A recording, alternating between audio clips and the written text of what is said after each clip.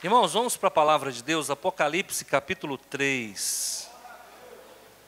Apocalipse capítulo 3, de 14 a 20.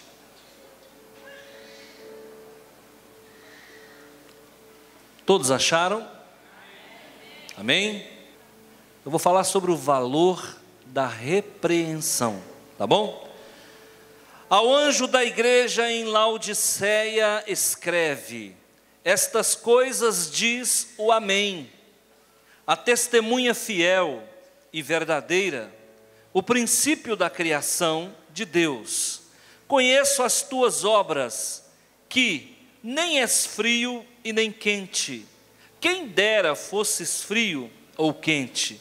Assim, porque és morno e nem és quente nem frio, estou a ponto de vomitar-te da minha boca. Pois dizes: estou rico e abastado, e não preciso de coisa alguma, e nem sabes que tu és infeliz. Sim, miserável, pobre, cego, nu. Aconselho-te que de mim compres ouro refinado pelo fogo, para te enriqueceres, vestiduras brancas para te vestires, a fim de que não seja manifesta a vergonha da tua nudez, e colírio para ungires os olhos, a fim de que vejas. Eu repreendo e disciplino a quantos amo, sê zeloso e arrepende-te. Eis que estou à porta e bato. Se alguém ouvir a minha voz e abrir a porta, entrarei em sua casa, cearei com ele e ele comigo. Deixa a sua Bíblia como está e oremos ao Senhor. Pai, em nome do Senhor Jesus, a leitura é muito clara, nós entendemos o que o Senhor está falando. Meu Deus, o Senhor está falando com a igreja. Querido Deus, nós somos também uma igreja, e nós precisamos ouvir o Senhor falar. Tempos difíceis o que nós estamos vivendo. A igreja está sendo balançada de um lado para o outro. Existem levantes de todos os lados. Existe levante dentro da igreja e fora da igreja.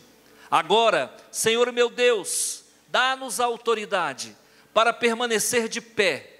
Dá-nos, Senhor, intrepidez para falar com ousadia da parte do Senhor a todos aqueles que creem e que não creem, a tempo e fora do tempo. Senhor meu Deus, sê conosco. Levanta a luz do teu rosto neste lugar e traz o maior e o mais duradouro avivamento que o estado de Goiás já presenciou. Pai de amor, coloca uma igreja como essa em cada canto do estado, para que a tua palavra seja pregada, um evangelho verdadeiro, um evangelho genuíno, cristalino, em que haja derramamento do teu Espírito, cura e libertação. É na autoridade e é no poder do nome de Jesus que oramos ao Senhor. Amém. Falar do valor da repreensão. Queridos, ser repreendido é fácil, sim ou não? É fácil levar bronca, sim ou não? É muito difícil. Levar bronca do pai e da mãe é difícil, levar bronca do vizinho é difícil, levar bronca do pastor é difícil, levar bronca de Deus é difícil. E eu vou falar sobre isso, sabe por quê? Porque a igreja de Laodiceia, escatologicamente, é a última igreja antes de Jesus voltar. Nós temos pregado isso há muito tempo, que a igreja que Jesus vai encontrar quando ele voltar é a igreja de Laodiceia. Amém ou misericórdia? Misericórdia, irmão. Igreja de Laodiceia é a pior igreja que existe. Igreja de Laodiceia é a igreja que leva bronca de cima e embaixo. Igreja de Laodiceia não recebe um elogio de Jesus. A igreja de Laodiceia é a igreja que põe Jesus da porta para fora. A igreja de Laodiceia é a igreja que nós estamos vivendo hoje. Mas eu quero crer que nós não somos a Laodiceia. Eu quero crer que nós somos a Filadélfia. Eu quero crer que nós somos a igreja fraterna, que apesar de estar vivendo nos últimos tempos, nós não somos a última igreja. Laodiceia é uma cidade que não existe mais. Hoje o que sobrou de Laodiceia na Turquia são só ruínas. Então quem vai na Turquia vai visitar as ruínas da igreja de Laodiceia. Laodiceia é um nome dado a essa cidade em homenagem a um rei muito ruim, um rei mau, chamado Antíoco Epifânio. Esse Antíoco Epifânio era um dos 4 generais que sucederam Alexandre o Grande. Quando Alexandre o Grande morreu, o conquistador que venceu o exército medo-persa, e a Grécia passou a ser uma superpotência, Alexandre o Grande morreu com 32 anos, de forma misteriosa. Ele foi um dos maiores conquistadores que o mundo já viu, mas morreu jovem. E quem o sucedeu foram 4 generais, dos quais 2 se destacaram: Ptolomeu, que foi para o Egito, e Antíoco Epifânio, que foi para o Oriente Médio. Então, quando Antíoco Epifânio chega nesta cidade chamada Desmópolis, o nome da cidade era Desmópolis, ele ficou encantado com a cidade, porque a cidade era linda, e não era só linda, ela era rica, ela era afortunada, poderosa financeiramente.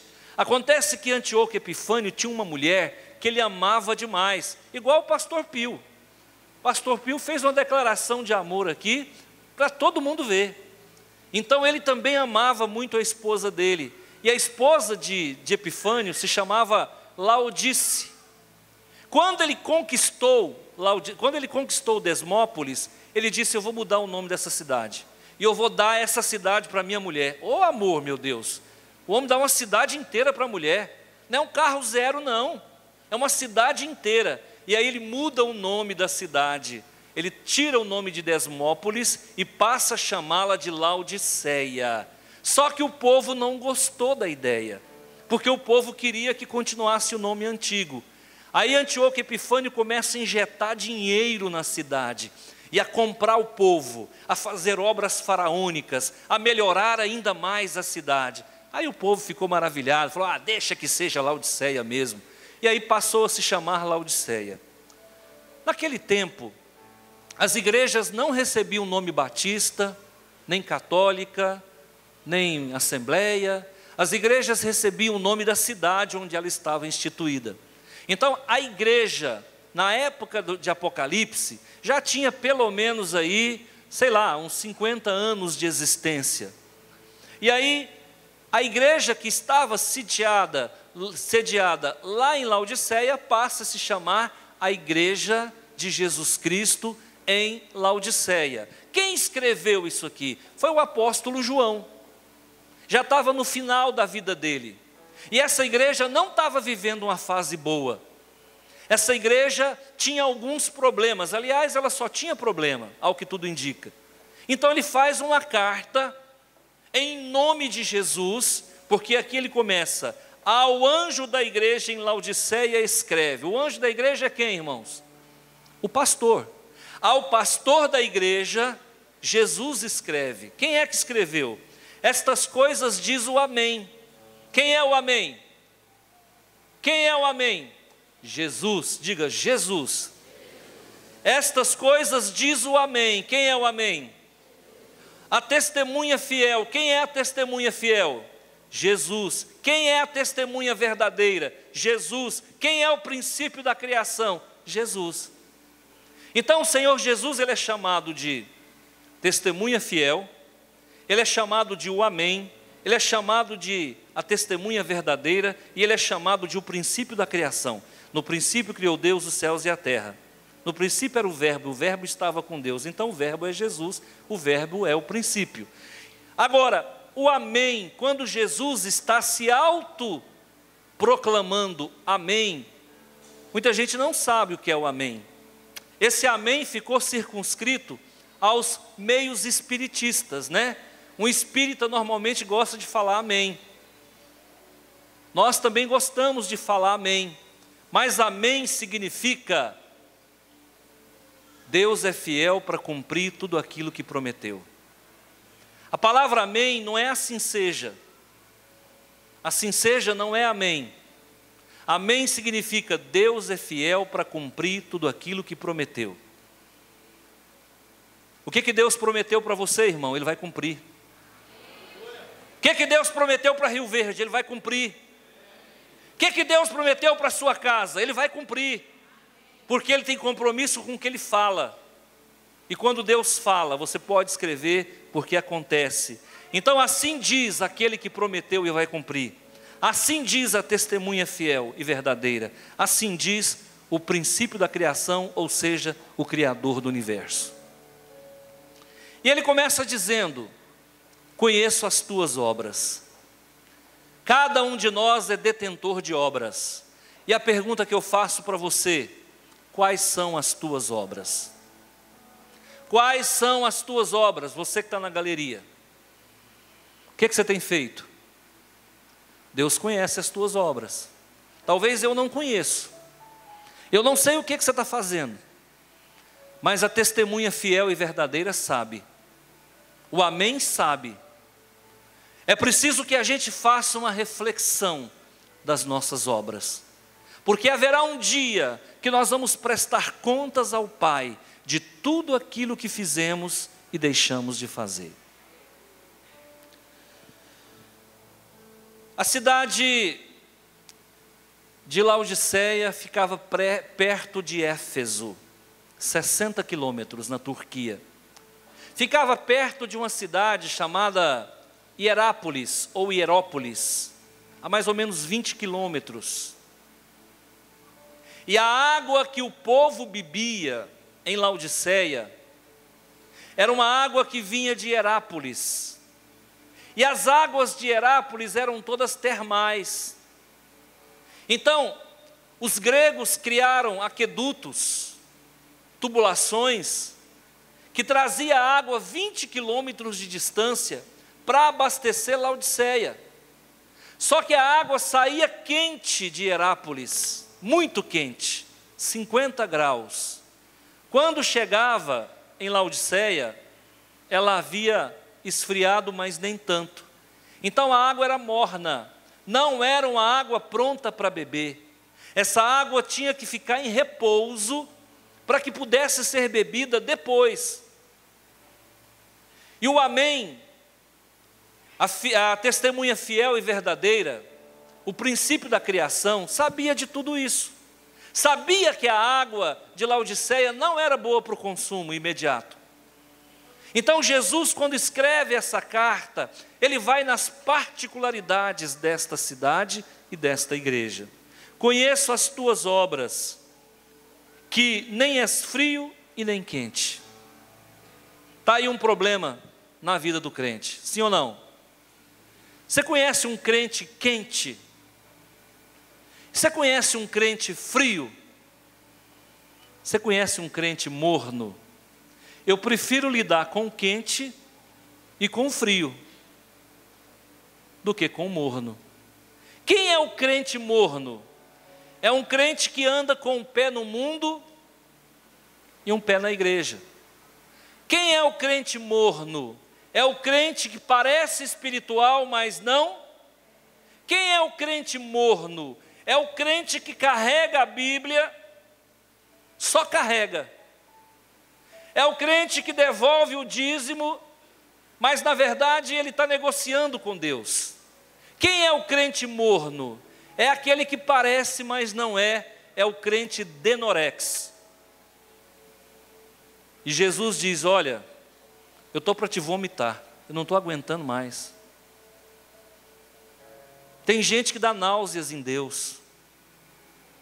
Tamanha a falta de compromisso, de honradez e de seriedade com as coisas divinas. O Senhor Jesus reprova todo crente meia boca. O Senhor Jesus reprova todo crente male male. É o crente passando de bom. Irmão, você resolveu aquele negócio para mim, ficou bom? Pastor, ficou passando de bom, ficou nada. Ficou passando de bom, não, ficou a desejar. Então o Senhor Jesus está repreendendo o morno. E eu espero em Cristo Jesus que nessa igreja não tenha crente morno. Você não pode ser um crente de duas faces. Você tem que ter uma face só. E Jesus quer te esquentar, meu irmão. Ele quer colocar fogo na sua vida. Jesus quer aquecer o seu coração. O pastor John Wesley era um crente morno. Ele era um pastor morno. Mandaram ele para a Geórgia. Chegou lá, ele foi mal sucedido, porque crente morno não tem sucesso na vida dele. Quando ele está voltando, ele tem uma experiência com os moravianos. E viu quanto os moravianos eram fervorosos. Quando ele volta para a Inglaterra, ele vai para uma oração de madrugada. Chegando nesta casa, Deus visita ele de forma poderosa. E Deus põe fogo na vida de John Wesley. E John Wesley sai da condição de morno e se torna um tição aquecido pelo fogo. A ponto de pregar para 5.000 pessoas. A ponto de se converter 3.000 pessoas numa pregação. E um dia um pastor chega para John Wesley e fala: Pastor Wesley, como é que o senhor faz para reunir tantas pessoas ao seu redor? Ele falou: é muito simples. Eu coloco fogo em mim e o povo vem para me ver queimar.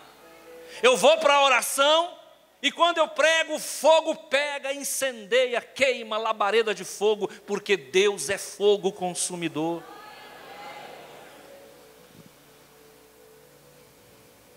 Estou a ponto de vomitar-te da minha boca. Está aí uma coisa que eu não quero ouvir de Deus. Eu nunca ouvi. Eu não quero ouvir. Antônio, estou cansado de você. Eu vou te vomitar, você me causa náuseas. Eu não quero ser alguém que causa enjoo em Deus. E quero que você se pareça comigo, amém? Paulo disse: sede meus imitadores como eu sou de Cristo. Seria muita audácia eu falar isso, mas eu quero que você se pareça comigo. Versículo 16. Assim, porque és morno, nem quente nem frio, estou a ponto de vomitar-te da minha boca. Pois dizes, olha o que essa igreja fala: estou rica, estou abastada, não preciso de coisa alguma. E aí Jesus diz: nem sabes que és infeliz, miserável, pobre, cega e nua. Você já imaginou uma igreja que recebe esses adjetivos?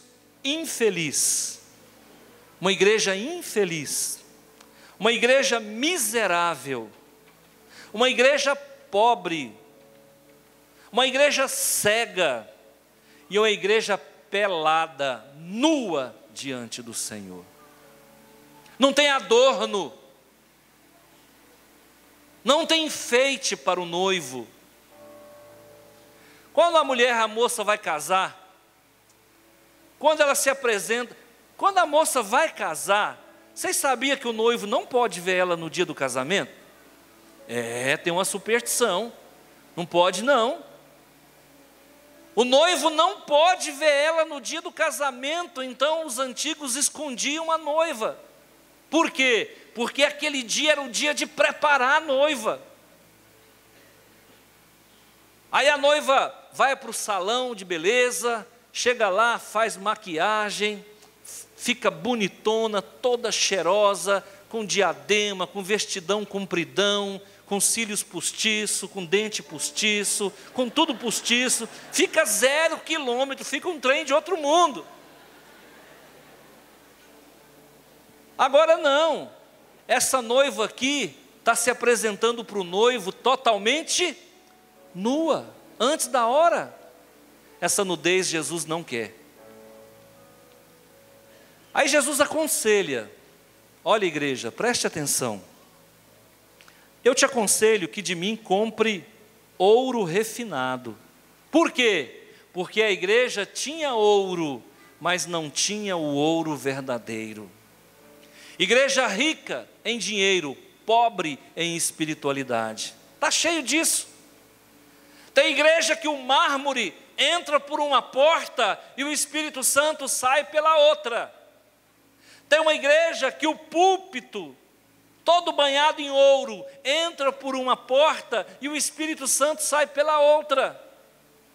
Então, queridos, o ouro que nós precisamos não é o ouro do vil metal. O ouro que nós precisamos é a presença de Deus e do Espírito Santo em nossa vida. Aconselho-te que compre de mim ouro refinado pelo fogo, para te enriqueceres de verdade, porque você é pobre. Vestiduras brancas, por quê? Porque esse povo não era santo. Não havia santidade nessa igreja. Uma igreja de braços dados com o pecado. Uma igreja que frequentava motel. Um dia veio um professor aqui na teologia do CETEBAN e falou para os alunos que crente pode ir no motel. Rapaz, eu fiquei tão bravo com esse homem. Ó, irmãos, quero dizer para vocês que crente pode ir no motel. E quando eu fiquei sabendo disso, a vontade que eu tive foi de voar na garganta dele. Se ele quer ir no motel, ele pode ir. Não vem fazer escola no meio do nosso povo, não. Crente não tem que ir em motel, coisa nenhuma, não. Crente tem que ir para a igreja. Ensina a tua namorada a ir para o motel para você ver. No dia que você pensar que não, ela vai sozinha. Cai nessa bobagem de ensinar ela a ir para o motel.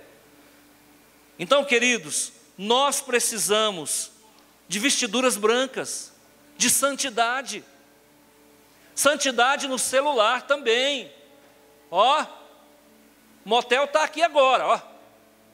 Olha aqui, ó. Santidade no celular. Marido que põe senha, me dá o nome do marido que está colocando senha no celular aí. Me dá o nome desse infeliz aí. Me dá o nome do marido que está colocando senha no celular aí.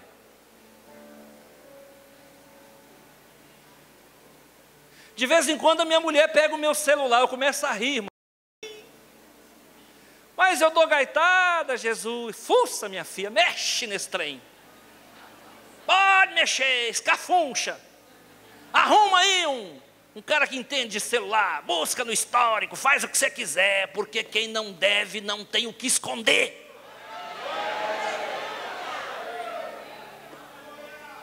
Eu estou vendo mulher chorando porque o marido está na internet da vida. Vai dormir, rapaz. Você deixa a mulher na cama e fica navegando. Vai caçar jeito de dormir, cidadão. Santidade dentro de casa. A tua casa é uma paróquia. A tua casa é uma igreja. O teu celular está aqui e dentro dele tem que ter a Bíblia. Eu sei de gente que fica armazenando foto porcaria, que fica recebendo vídeo porcaria. Quem mandar um vídeo pornográfico para você, manda ele criar vergonha na cara. Me respeita, rapaz. Que dia que eu te dei essa liberdade? Mas não, a gente quer ficar de bem com o mundo, de bem com a igreja. Laodiceano. Deus vai te vomitar. Você não entra no céu. Ou nós somos crentes ou nós não somos crentes. Se Baal é Deus, sirva Baal. Se Astarote é Deus, sirva Astarote. Se Jeová é Deus, sirva Jeová. Mas eu e minha casa serviremos ao Senhor. Aí você vai ver por que a pessoa é doente, raquítica espiritualmente, fraca, desnutrida. Qualquer coisinha dá problema. Quando a pessoa não vive uma vida reta, santa, ímpia, pia. Pio significa santo. Aconselho-te que de mim compre ouro refinado, vestiduras brancas. Vigia não é só o teu celular, não. Vigia a tua boca. Tem crente de boca pesada, crente que fala palavrão e conta piada suja. Há uns anos atrás eu gostava de assistir aquele programa A Praça é Nossa. Hoje eu assisto aquele programa 5 minutos, eu não aguento mais, porque é só bobagem, não tem nada que edifica. ou está falando mal do governo, ou está falando mal do próximo, ou está esculachando com as mulheres. E as mulheres dão gaitada de gente que esculacha delas. Teve um grupo aí chamado Bonde do Tigrão, que começou a cantar só as cachorras, e as mulheres, ó, pelo amor de Deus, mulher, está te chamando de cachorra. Se valorize. Você é mulher de Deus.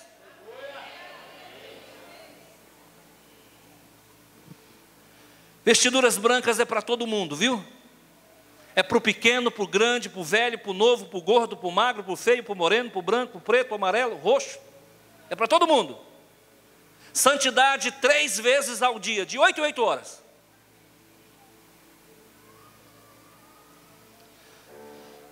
E que não seja manifesta a tua vergonha da tua nudez. Eu fiquei muito assustado uma vez, quando eu era no começo da minha fé. O meu pastor, o pastor Elias, falou: olha, irmãos, eu tenho uma história para contar. Eu não sei de onde que ele tirou isso, não. Eu tenho uma história para contar. Sabia que lá no céu tem um cinema? E eu comecei a gostar. Eu gostava de filme. Eu falei: ó, já deu para mim, ó. Eu falei: lá no céu tem um cinema. E no dia do grande tribunal do trono branco, vai passar o filme da sua vida, sem censura. Eu falei: ixi, aí não, aí. Verdade. Nós seremos, irmãos, na presença do Senhor desmascarado. Toda a nossa história será revista diante do Senhor. Então hoje a gente faz coisas que não deve. Amanhã nós vamos passar pela vergonha pública diante dos anjos. Porque ele diz que a sua vergonha vai ser manifesta. A sua nudez vai ser manifesta. Agora ele aconselha: compra colírio. Por que ele está falando para comprar colírio? Porque lá em Laodiceia tinha o maior centro oftalmológico da antiguidade. Era um local estratégico para tratar dos olhos. Só que a igreja de Laodiceia, apesar de viver num grande centro médico oftalmológico, era uma igreja que era míope e que não enxergava as coisas de Deus. Quando a gente não está bem com o Pai, a gente não enxerga as maravilhas de Deus. Quando a gente não está em santidade, a gente não vê as maravilhas de Deus. Quando a gente não está vivendo uma vida reta, uma vida santa, uma vida pia, nós nos tornamos míopes. E começamos a perder os momentos mais sublimes da nossa vida.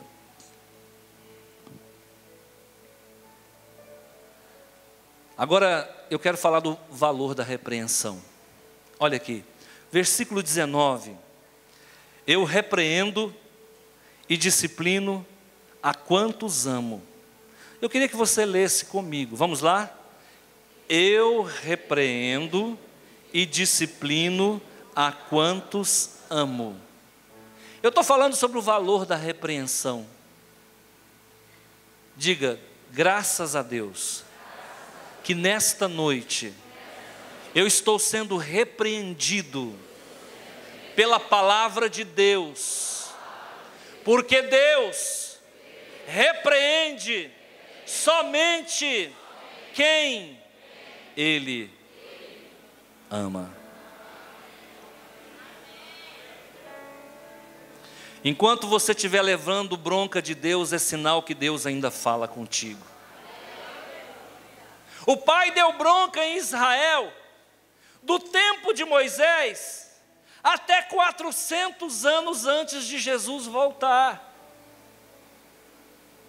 Do tempo de Moisés até Malaquias, foram 1100 anos, Deus repreendendo o povo, repreendendo o povo, repreendendo o povo, repreendendo o povo, repreendendo o povo. Quando faltava 400 anos para Jesus nascer, Deus, calou.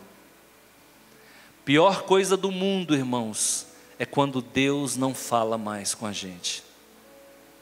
Você não caia no desprazer de conhecer o silêncio do Pai, não, que você vai sofrer, mas vai sofrer muito. Todo pastor entra em crise. Há momentos que Deus para de falar com a gente.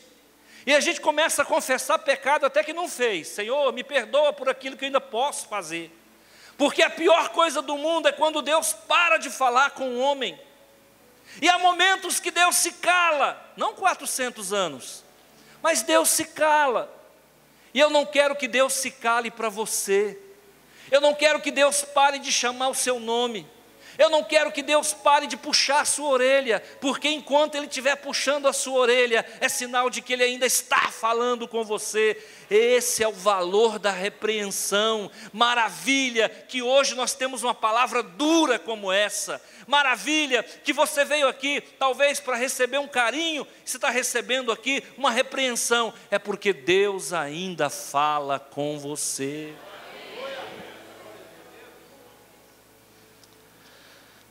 Eu repreendo e disciplino a quem eu amo. Sê, pois, zeloso e se arrepende. Arrepende. Você está achando que as pessoas não estão vendo o seu pecado? Os irmãos estão vendo? Os anjos estão vendo? Deus está vendo? E o diabo está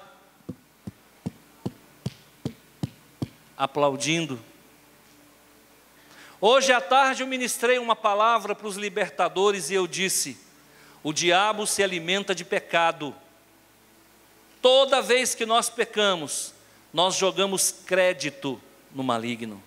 E ele fica mais forte, ele fica mais poderoso.